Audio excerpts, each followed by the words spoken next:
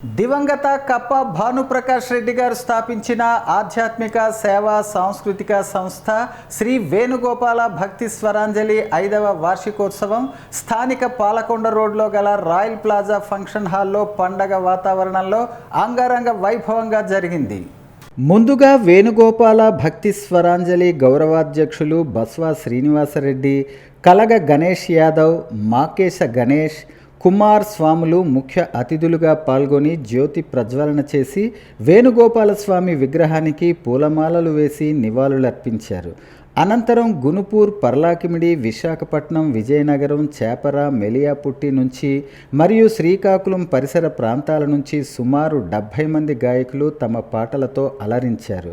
వారికి ముఖ్య అతిథుల చేతు మీదుగా శాలువాలు, మెమెంటోలతో ఘనంగా సత్కరించారు. సంస్థ గౌరవాధ్యక్షులు బస్వా శ్రీనివాసరెడ్డి మాట్లాడుతూ అడ్మిన్లు ఈశ్వర్రావు, అప్పలరాజు, తంగి అప్పన్న, రఘురాం గార్లను కార్యక్రమాన్ని విజయవంతం చేసినందుకు అభినందించారు. కార్యక్రమానికి పాపారావు గురుస్వామి వ్యాఖ్యానం ఆకట్టుకుంది.